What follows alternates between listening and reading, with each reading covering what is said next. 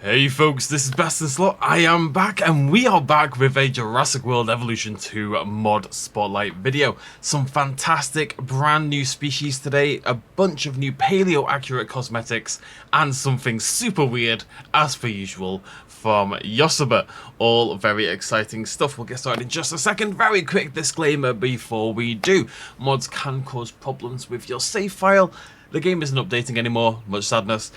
The chances are any problems is really just when you make a save file with a mod and then you take that mod away, that's going to cause problems. By and large, if you're sensible, you should no longer have any issues. It's a fantastic time to dig into modding.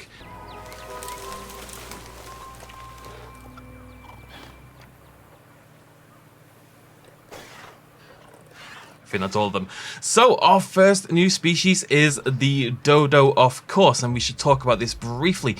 This mod and the next 5 mods, until further notice, are all made from the same creator. Chocolate has come out, has not only invented chocolate bars, but chocolate has redesigned itself, and chocolate has come out with 6 new species that we're going to take a look at in a row. And we're starting, of course, with the Dodo, which you can see here. Now, I believe here we actually have 3 different versions of the Dodo. These are all special cosmetics. So unfortunately, I have to get rid of my beloved little letterbox here, and we're just going to hop over and check these out. So I need to look at, yeah, Dodo number 9 over here.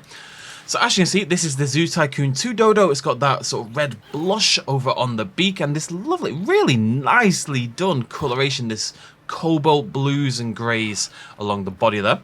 Over here we have the Ice Age Dodo, which I'm guessing is from the Ice Age films. It's been a while since I've seen them. I thought they were brown. I don't remember. Either way, we have an Ice Age Dodo. Over here, we have the Accurate Dodo, which is just meant to be more akin to the colours that we believe the Dodo had. As an alternate cosmetic, you can get yourself... This is very, very cute.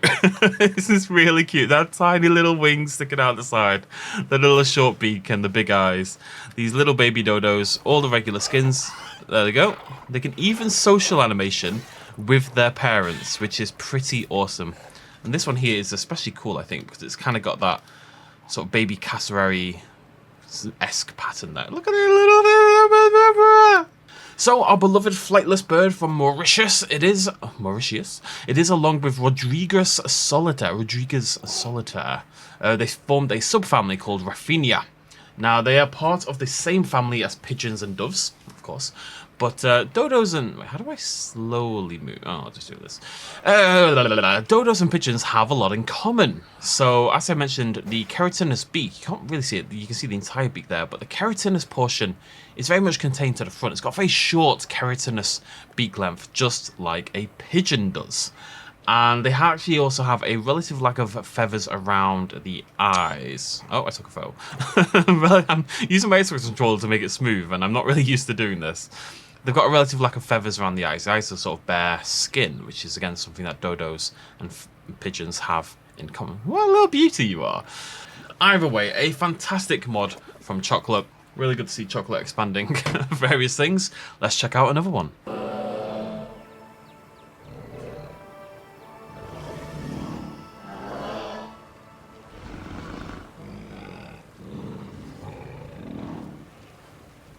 So this really interesting looking dinosaur is Udanoceratops. This is a Leptoceratopsid, as it's known, a Leptoceratopsid from the late Cretaceous of Mongolia. Now, what is a Leptoceratopsid, you may be asking? It's a primitive and relatively small family of Neoceratopsians. Now, what is a Neoceratopsian, you might be asking? A Neoceratopsia is a clade of ceratopsians that are more derived than the Psittacosaurids.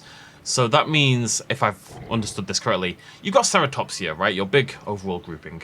Neoceratopsia includes basically every member of Ceratopsia except for the 2 species of Psittacosaurus.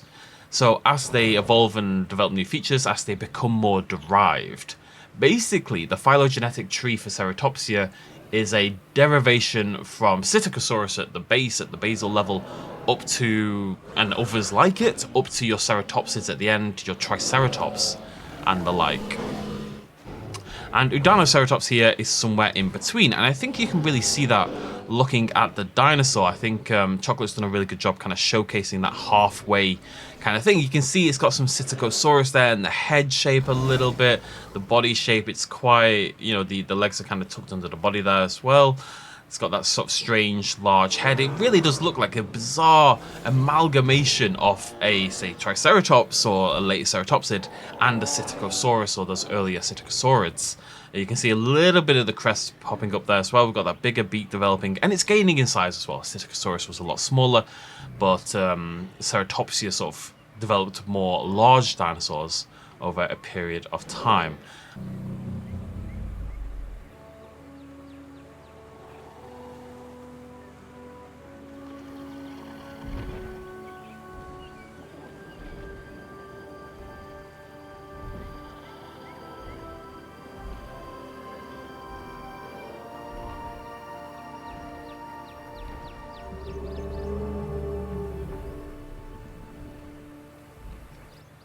I mean, it looks really cool with the dodos there for scale. People use bananas for scale.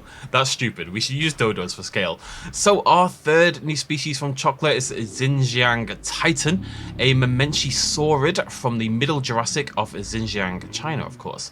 Featuring the longest known complete neck from any animal in history. One of the longest known sauropods at up to 105 feet long, which is a little bit longer than myself, and weighing up to 40 tons, which is a little bit heavier than myself. That neck right here is nearly 15 meters long in the type specimen, and all 18 vertebrae from the tippy top to the bitty bottom are all present and all found in the fossil. And also the tail as well, which is much shorter, but is also largely found in the fossil as well.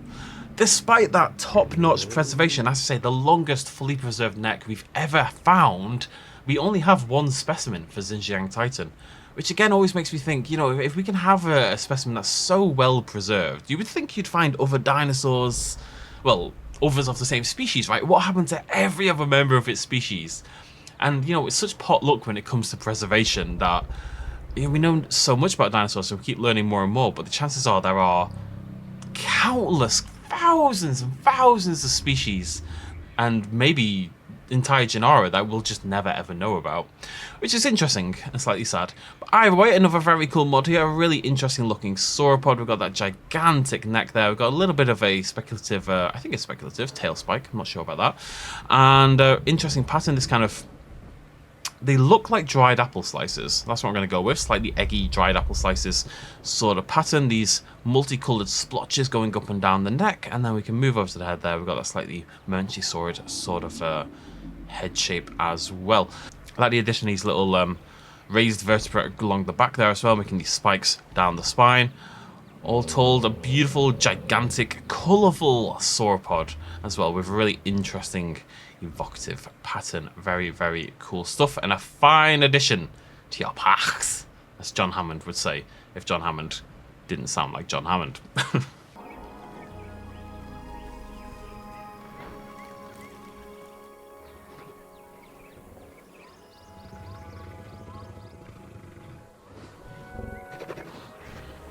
Thought they'd gotten stuck there. I was all ready to go and grab them. They may have gotten stuck. Do you need help, guys? Oh, we're out. Well, at least one of us is out. I don't know where the others have gone. I'll check out this one for now. This is Bapyaurus. Bapyaurus. I did Google that to make sure I could actually pronounce it. This is Bapyaurus, a Therizinosaurus from the early Cretaceous of China. One of the few dinosaurs we actually have colour evidence for. And very excitingly determined that Bapy was brownish. So this one here, although it's got this kind of blue-ringed octopus thing going on at the back, is very appropriately coloured. Now, at only 7 feet long or so, these are quite a lot smaller than your other Therizinosaurids, your likes of, well, in particular, Therizinosaurus. And they're likely quite basal as far as Therizinosaurids go. Bapy has a large head and only 3 functional toes. I'm going to pause this actually. We're going to do a little test here. So it's a feature of Bapy. It only has 3 functional toes. It does have an extra one, but it's very small and still growing. Other therizinosaurs, your Therizinosaurus, for example, has 4 fully functional toes. So that's part of what makes Baby a little bit more basal, a little bit less derived, because it hasn't quite developed that 4th toe, which will become a common feature among later therizinosaurs. It looks a little bit more Dinosaurs in the head shape, but, you know, still a very appropriate sort of mouth shape and jaw shape for a therizinosaur. Fully feathered, as you can see, and we've got that little tail feather fan thing drooping down there at the back. Big fluffy neck, which definitely makes it look a little different from some of the others in its group. And now we'll never, oh, hello big boy, now we'll never see it again because it's gone into the long grass, which I expressly told it not to do. Let me see if I can rescue the others. Yeah, they are still in there, weirdly enough. One of them was allowed out, the others weren't. I'm just going to grab all of these. These release in a group of 4, I believe. And we can hop in there and see some more colours. Really, really cool little pattern. I love that striping along the feathers. Looks really nice. The feathering's done beautifully here. Really interesting colour variation. They all look very, very different. Some of them very, very bright. But of course, if you wanted a much more chill or realistic one, you know, just make it brown like we know the colour actually was. Then you could do just that as well. Actually, it's going a little bit bonkers today.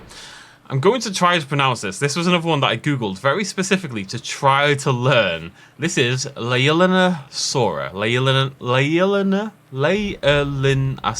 Leaellynasaura.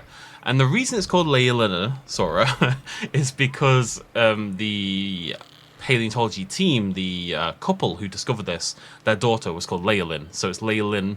And that's how I'm going to remember it going forward, because it's one of those dinosaurs that you look at the name and you're just like, what the heck is this? So Leaellynasaura by Chocolate again, a small ornithischian from the early Cretaceous of Australia. We often think of Leaellyna as having an exceptionally long tail. You can see here, humongous tail, literally 3 times longer than the rest of the body. The tail is, you know, essentially a quarter of the, 3/4, I should say, of the length, the entire length of this little dinosaur. And from what I can gather, though, that's actually based on a single opinion from 2009, a single paper opinion from 2009. And there are some people who disagree with that a little bit. Actually, I'm going to pause this for a second and show you this. So there are people who disagree with that it maybe didn't have this long tail. And what it comes down to is whether the fossil material that was found with Leaellynasaura can be assigned to the dinosaur or not. You know, it's whether this fossil, all the material we found, is from the same dinosaur. If it is, then it probably had this gigantic, strange, beautiful tail. And if not, then it, you know, maybe didn't. It looks really good here. I really like Chocolate's rendition of this dinosaur, though fully feathered, as you can see, but it's more like this fluffy sort of coating, which makes sense. But I really like how this tail's been rendered as well. I think the patterning on that is absolutely beautiful. Really, really interesting shapes and colours going on there. That blends nicely in with the body. You know, it's a little bit of display going on there as well. And rather than sort of a big feathered thing, it kind of looks, it's kind of like a fluffy mammal tail in a lot of ways, you know, which I think is quite suitable for this dinosaur. Now, as with the... what a lovely scene. As with the Dodo from earlier, this does come with a variant, and I think you just saw one over here, and it is absolutely adorable. So I'm just going to grab it on its own, move it out into the light. So as with the Dodo, this also comes with a juvenile cosmetic, and it is, as you can see, heartbreakingly adorable. Those teeny tiny little arms, teeny tiny little arms. The tail is more like, you know, 55% of the body length. Is going to go way bigger in the end, but the tail's not fully grown. The eyes are even larger. It just looks like a slightly... It's like if you were trying to turn your chicken back into a non-avian dinosaur. It's kind of like that halfway sort of point between the two, but it looks absolutely adorable. I love that not yet fully grown tail. Very, very cute, and just very cool to have these cosmetics for this and the Dodo that include the juveniles and the adults, because it just means when we release this as a habitat, when we make exhibits and builds for this dinosaur, we can have these full family units, and that just makes our exhibits look much more exciting. So big shout out to Chocolate for these fantastic 5 terrestrial species. But we don't just have terrestrial species to look at. Chocolate has also brought out a marine species, a very strange one. Let's go take a look at that.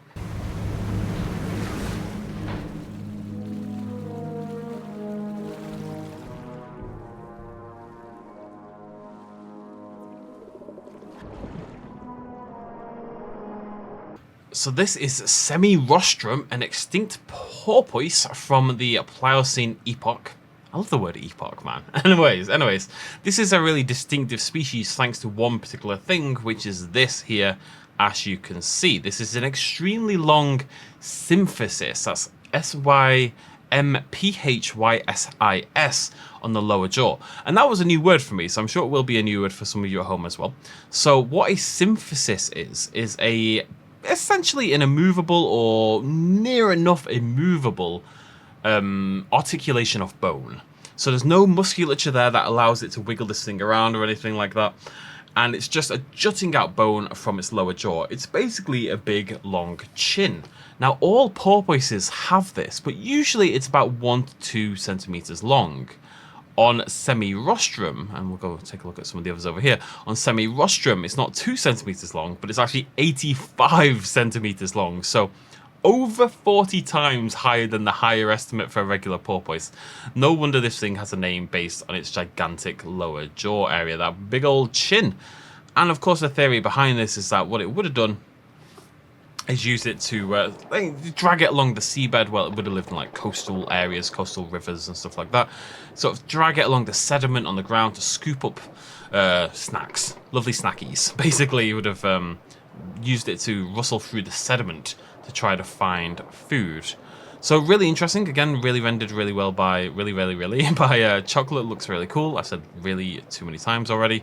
Love that pattern. That's very aquatic, appropriate pattern there. The sort of dashes give it this feeling of speed and momentum, and then we've got the counter shading going on with the lower body there, with the sort of the white lower body sort of section as well. And of course, that lower jaw more than anything else displayed super prominently.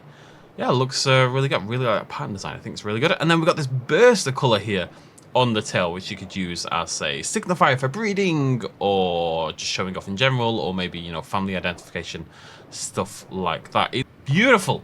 So 6 fantastic new species, all from Chocolate, and of course these will all be linked down below. Check them out for yourselves and give Chocolate all the love in the world, because God knows what I would have done for this video if Chocolate hadn't provided quite so many species. I'm going to do this one a little bit easier. This is a really cool Hadrosauriform cosmetic pack from Hocal1215. I'm going to show you all of these, but it brings in 13 paleo-accurate species of Hadrosauriform. Some genera have multiple species, like the Parasaurolophus I think has 3 different species in the game, and some just have 1, but either way it's a paleo-accurate version of all these different dinosaurs. So for example, if we stop clicking the bloody fence by accident, we take a look at our classic Uranosaurus here, and then if we just zip over, we can see Hocal's version moving bipedally.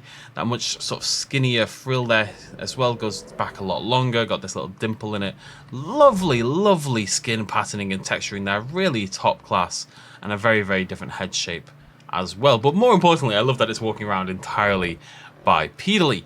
I'm going to show you a few more of these as well. If we look at Maiasaura, of course, that is its classic in-game form. And now we have the Hocal version as well, which, as with last time, we've seen some other Hadrosaur packs fairly recently. It doesn't change that much. I want to reiterate, my problem with this dinosaur is not that it's unrealistic, because it's really good. Every time I see a paleo version, you can see there's very little difference. There's some slight head shape changes. It's a little bit longer. I think the beak kind of comes down a little bit more. There's less cling filming on the face. That's not the term we use, as you know, plastic wrap. You know what I mean. The skin feels less attached directly to the bone. It's got a little bit more muscle and fat in there. But another lovely pattern. I really love that burst of sort of sunburst color there across the nasal sort of region there as well. Looks really cool. Down here we have Parasaurolophus. As I say, this comes with multiple species, but there's our classic Parasaur, and then there's one of them there, a big chunky little thing with these lovely green spots along the crest, much thicker, the neck hanging down, the body hanging down, and this lovely two-tone inversing brown pattern across the body. Again, fantastically textured, really nicely modeled, and a bunch of different variety for our Parasaurs. Over here we've got Iguanodon. So there's our classic gigantic Iguanodon, and there is our new paleo-accurate version as well. Fairly substantially smaller. Body shape-wise, again, not too dissimilar. They look vaguely alike, so again, the original is not so bad. It, again, looks a little bit like that Dominion version as well. but some noticeable differences there. And then over here, Edmontosaurus, another one which we have multiple for, I believe. But here we have our in-game classic Edmontosaurus. One of the dinosaurs I most associate with Jurassic World Evolution, because it's like one of the first dinosaurs, if not the first dinosaur I ever hatched. It was this or Triceratops. And then, of course, we've got this lovely paleo-accurate version as well, which for one of the species will not have the head crest, because, of course, we think it was contained to regardless. I think this is probably a Nectans here. But again, really, really top-notch skin patterning. Looks fantastic. That little burst of teal there on the head is really, really cool. And I would say, again, not super different. You know, you can see there the differences between the two are not that pronounced. The neck's a little bit shorter. The head's a little bit lower slung. There's a little bit more variation in body height and where the vertebrae pop up. And again, the head is, I would say, a little bit less shrink-wrapped. That's the word I was looking for compared to the other. But look at that texturing and pattern work. That is stupendous stuff from Hockal, who really does always bring their A game when it comes to this kind of thing. I really urge you to go check out the full pack. It's really, really good stuff. If you're looking for paleo-accurate hadrosauriforms, this is absolutely the cosmetic pack to download. Just before I release these ones, I feel like I should explain a little bit. So this is a mod by Jurassic, and there's a book called Man After Man by a paleontologist called Dougal Dixon. And it's a Spec Evo book that explores the hypothetical future of human evolution from 200 years from now up to 5 million years in the future. What would humanity look like? And it depends on things like climate change and all this kind of jazz. How would humanity adapt? What would the humanoids look like 5 million years from now? Now, funnily enough, Dixon has since denounced his own book, this Man After Man book, as a disaster of a project. He himself is very much not a big fan of this project, but Jurassic has gone ahead and made 5 new species that take things from this book and bring it to life. So, ladies and gentlemen, this is the future of human evolution.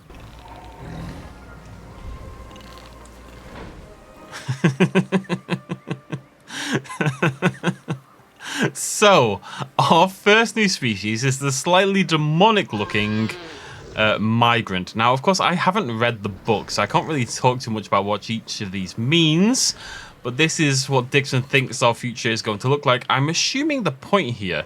So what you can see from the legs is, well, what they remind me of in particular is if you see amputees running in the Olympics and stuff like that, and they've got, you know, metal sort of legs that they run on. The legs are very much this shape. This shape here seems very fundamentally well built to running long distances or running very quickly, which I'm assuming is why this thing is called the migrant. It's designed for cross-country travel. So I think maybe there's an assumption here that humanity would once again be required to travel long distances on foot. I'm not too sure what to say about this one, but very, very strange. Really well rigged. I love how the feet actually point down at the ground and then sort of splay out as they hit the earth. That is a surprising level of detail right there. That bizarre leg shape. And look, we haven't particularly grown. We're still very small compared to our sauropods, but there we are. Ladies and gentlemen, your future, the migrant. I'm trying to start with the less weird ones, by the way. Like, this is me lowballing you. Our second new one is the Woodlander, which I guess is actually the more chill out of the two. This one is very similar to the hominids that Jurassic released the other week. And it just seems like humanity, I'm assuming in this situation, climate control has kind of gone mad, and we have to return to the woods to live. So we kind of revert more to that sort of chimp, basal apes sort of that sort of chimp sort of morphology, and we become more designed to survive in the trees again, and we grow all body fur, and yeah, it basically just looks like a walking chimpanzee. Nothing too strange on this one. Can't really say the same for the next 3.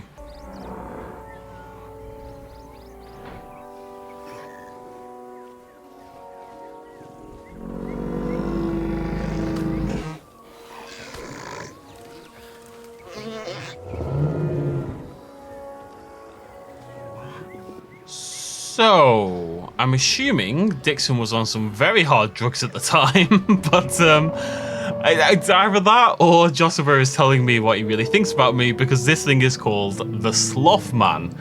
Part sloth, part man. Again, I feel like this is a dig at me, but I'm going to ignore it. This is the Sloth Man, this giant beast, which has retained, for some reason, still the head of a human. Don't know what to say about this one, folks, if I'm honest. It's strange. I mean, it's well made. It looks, I mean, it's cool. I'm sure this is very good. I mean, it sounds beautiful. I'm pretty sure that's the noise of the Brachiosaurus. It sounds lovely. This big, fluffy... okay.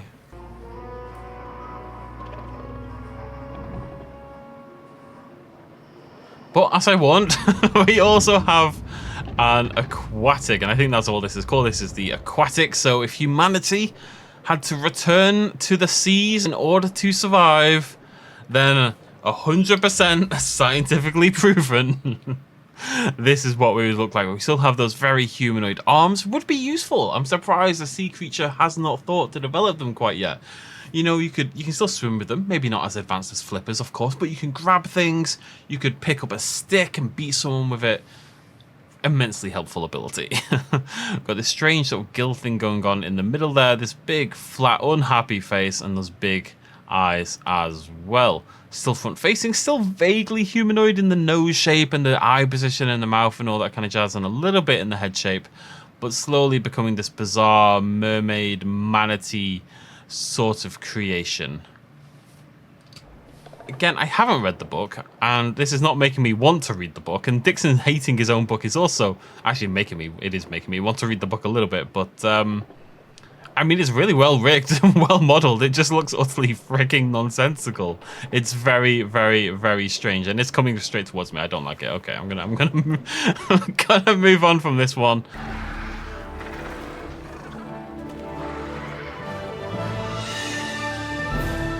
And of course, an olive with eyes is what we would look like. And if you thought any different, that's completely on you. This is, I believe, called the Vacuumorph, and it is the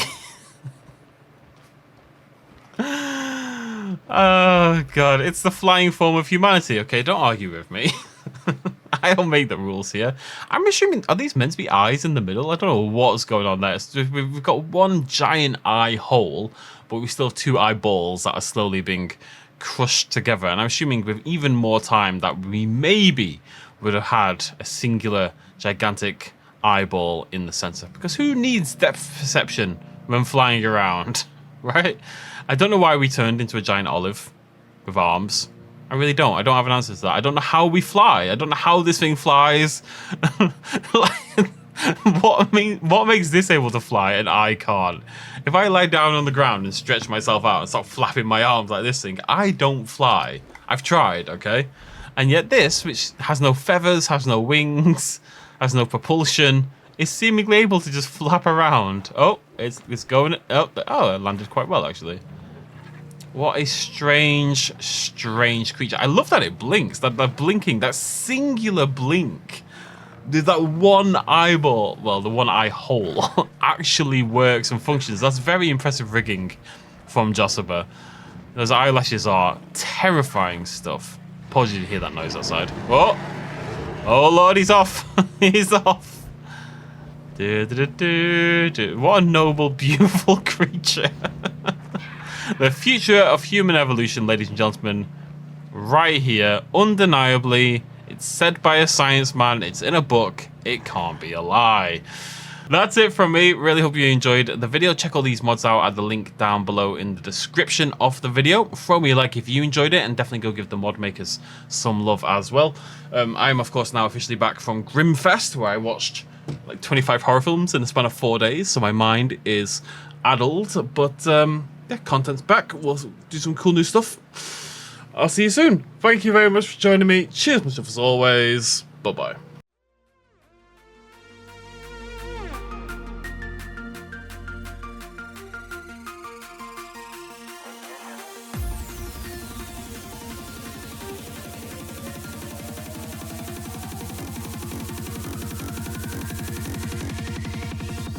Road.